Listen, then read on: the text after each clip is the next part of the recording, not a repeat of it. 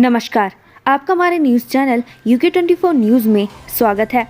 3 भर्ती परीक्षाओं को दोबारा कराएगा UKSSC, फैसले के विरोध में चयनित अभ्यर्थियों ने कराया मुंडन। UKSSC पेपर लीक मामले में आयोग ने अहम फैसला लिया है। सहायक अध्यापक भर्ती परीक्षा को क्लीन चिट दी गई है, तो वहीं जिन परीक्षाओं को रद्द किया गया है उसमें केवल वही अभ्यर्थी परीक्षा में बैठ सकेंगे जिन्होंने पूर्व में परीक्षा दी है। साथ ही जिन अभ्यर्थियों के नाम नकल प्रकरण में सामने आया है उनको किसी भी परीक्षा में बैठने की अनुमति नहीं होगी। तो वहीं आयोग के फैसले के विरोध में चयनित छात्र लामबंद हो गए हैं। जल्दी कार से खुद ही बाहर आए थे ऋषभ पंत, लड़खड़ाकर गिरे और तड़पने लगे।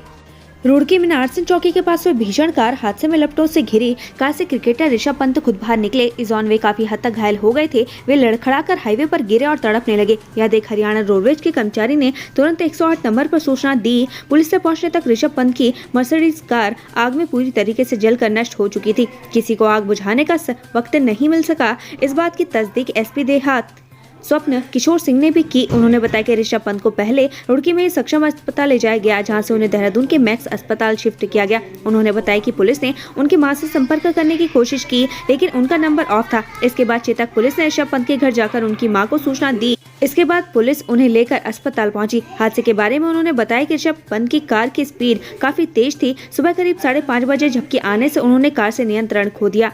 ऋषभ पंत के एक्सीडेंट के बाद उर्वशी होने लगी ट्रोल। लोगों ने किए ऐसे कमेंट। उर्वशी रौतेला और क्रिकेटर ऋषभ पंत को दोस्त माना जाता है। उर्वशी समय समय पर अपनी पोस्ट ऐसे क्रिएट करती रहती है, चाहे बात T20 वर्ल्ड कप के दौरान की हो या फिर एशिया कप के समय की। हर समय उर्वशी रौतेला ऋषभ पंत को लेकर चर्चा में रही है। आज भी कुछ ऐसा ही हुआ। क्रिकेटर ऋषभ पंत के एक्सीडेंट के बाद बॉलीवुड अभिनेत्री Urvashi Rautela social media trollers के निशाने पर है। मामला उनके इंस्टाग्राम पर अपनी एक फोटो पोस्ट करने के बाद का है। उर्वशी की फोटो देख लोग भड़क गए और लोगों ने कमेंट की बौछार कर दी। खनन कारोबारियों को समर्थन देने पहुंचे MLA कापड़ी। बोले सरकार की गलत नीतियों से हजारों बेरोजगार।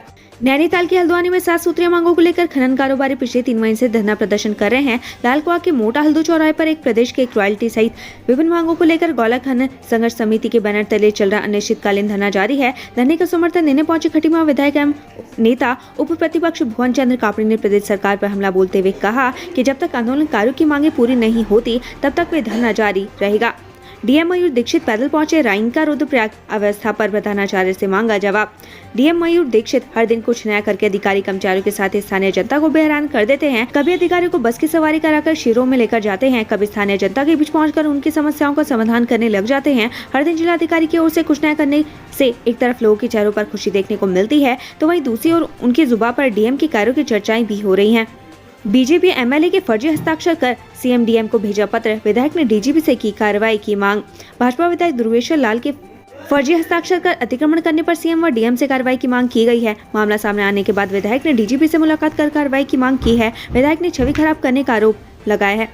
UPCL के प्रभारी निदेशक मदन लाल प्रसाद को मिला सेवा विस्तार। उठने लगे कई सवाल। उत्तराखंड पावर कॉर्पोरेशन लिमिटेड में अब तक अधिकारियों की कार्य प्रणाली सवालों के घेरे में रहती है। अब तो सरकार और शासन के निर्णय भी कटघरे में खड़े दिखाई दे रहे हैं। दरअसल UPCL में प्रभारी निदेशक परिचालन मदन लाल प्रसाद को 1 साल का सेवा विस्तार देने से जुड़ा आदेश किया गया है, जो किसी के भी गले नहीं उतर रहा। होटल कारोबारी पर हुए हमले के आरोपी नहीं लगे पुलिस के हाथ। CCTV के भरोसे जांच। होटल कारोबारी और उसके जीजा पर जानलेवा हमला करने वाले आरोपी अभी भी फरार हैं। पुलिस आरोपी की तलाश में लगातार दबिश दे रही है, लेकिन अभी आरोपी हाथ नहीं लग पाए हैं। वहीं गंभीर रूप से घायल कारोबारी का दिल्ली अपोलो अस्पताल में उपचार चल रहा है, जहाँ उसकी हालत गंभीर बनी हुई है। नगर पालिका ने काट दिए इंटरनेट के तार। परेशान रहे मसूरी के 4000 से ज्यादा उपभोक्ता।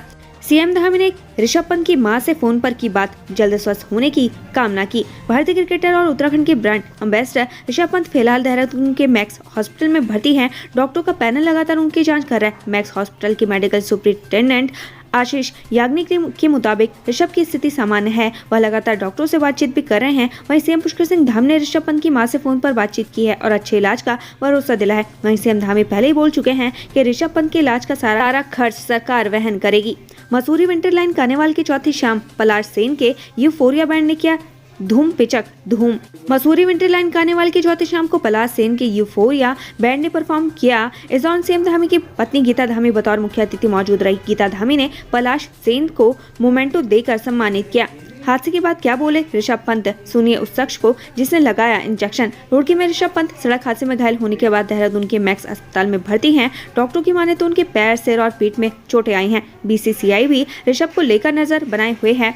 BCCI ऋषभ के घर वालों से संपर्क बनाए हुए हैं। वह ऋषभ पंत को 108 एम्बुलेंस से अस्पताल पहुंचाने वाले केलाखेड़ा पीएचसी के गेट पर महिला ने दिया बच्चे को जन्म। सरकारी मशीनरी की खुली पोल। काशीपुर के केलाखेड़ा पीएचसी के गेट पर एक महिला की डिलीवरी हो गई। परिजन महिला को प्रसव पीड़ा शुरू होने पर केलाखेड़ा प्राथमिक स्वास्थ्य केंद्र लेकर पहुंचे थे, लेकिन नर्स ने पेट में बच्चा उल्टा बताकर बाजपुर के सरकारी हॉस्पिटल में रेफर करने की बात कही थी। मामले में डिप्टी सीएमओ ने नर्स का ट्रांसफर कर दिया है। उत्तराखंड के सरकारी अस्पतालों में नहीं बढ़ाए जाएंगे यूजर चार्ज। नए साल में मरीजों को राहत। उत्तराखंड के सरकारी अस्पतालोों में इस बार यूजर चार्ज नहीं बढ़ाए जाएंगे। ऐसे में माना जा रहा है कि इससे आम मरीजों को खासी राहत मिलेगी। इससे पहले 1 जनवरी से सभी सरकारी अस्पतालों में यूजर चार्ज में 10% की बढ़ोतरी की जाती थी, लेकिन इस बार स्वास्थ्य सचिव आर राजेश कुमार ने ओपीडी के पर्चे समेत कई तरह की जाँचों में लिए जाने वाले यूजर चार्जेस नहीं बढ़ाने का फैसला लिया है। यूओयू के 7वें दीक्षांत समारोह की तैयारियां तेज। 3 विभूतियों को दी जाएंगी मानव उपाधि। उत्तराखंड मुक्त विश्वविद्यालय के 11 जनवरी को होने वाले 7वें दीक्षांत समारोह में राज्य की 3 विभूतियों मैती आंदोलन के जनक पद्मश्री कल्याण सिंह रावत, लोक गायक नंदलाल भारती और समाजसेवी पद्मश्री बसंती देवी को मानद उपाधि से सम्मानित किया जाएगा। यूओयू की 36वीं कार्य परिषद की बैठक में यह निर्णय लिया गया। अखाड़ा परिषद ने दी पीएम मोदी की मां को श्रद्धांजलि। ऐसे किया याद प्रधानमंत्री नरेंद्र मोदी की मां हीराबेन मोदी की मौत की खबर के बाद ही देश ही नहीं पूरे विश्व से उन्हें श्रद्धांजलि देने की खबरें आ रही हैं। इसी कड़ी में धर्मनगरी हरिद्वार में भी अखाड़ा परिषद की ओर से प्रधानमंत्री मोदी की मां को श्रद्धांजलि दी गई। नैनीताल में 90% होटल बुक। फजीहत से बचने के लिए फॉलो करें ये ट्रैफिक प्लान। अगर आप 31 और न्यू ईयर को सेलिब्रेट करने के लिए नैनीताल आने की योजना बना रहे हैं तो पहले ट्रैफिक प्लान जान लें। नैनीताल पुलिस ने पर्यटकों की आमद को देखते हुए ट्रैफिक प्लान तैयार किया है। ट्रैफिक प्लान के तहत पर्यटकों को नैनीताल भेजा जाएगा। उधर न्यू ईयर को लेकर नैनीताल में सैलानियों का हुजूम उमड़ने लगा है। यही वजह है कि अभी तक 90% होटल पैक हो चुके हैं।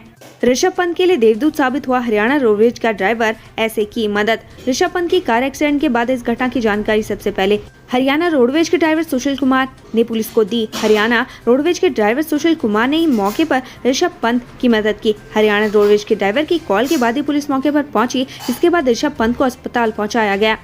नहीं बढ़ रही कोविड जांच। नए साल के जश्न में बढ़ सकती है चुनौती। कोरोना संक्रमण की रोकथाम के लिए केंद्र सरकार की ओर से अलर्ट के बाद भी प्रदेश में सैंपल टेस्ट में खास बढ़ोतरी नहीं हुई है। प्रदेश में प्रतिदिन संक्रमित मामले बेहद सीमित हैं, लेकिन नए साल के जश्न में चुनौती बढ़ सकती है। नए साल के जश्न के लिए प्रदेश के पर्यटन स्थल में सैलानियों की भीड़ उमड़नी शुरू हो गई है। केंद्र सरकार की ओर से खासतौर पर नए साल पर पर्यटक स्थलों पर संक्रमण को लेकर एहतियात बरतने और कोरोना संदिग्ध मरीजों की सैंपल जांच बढ़ाने के दिशा निर्देश दिए गए। प्रदेश सरकार की ओर से कोविड की SOP जारी कर जिलों को सैंपल जाँच और भीड़ वाले स्थानों पर मास्क पहनने के लिए निर्देश दिए गए हैं। उत्तराखंड से संबंधित ऐसी खबरें पाने के लिए हमारे चैनल को लाइक व सब्सक्राइब जरूर करें। धन्यवाद।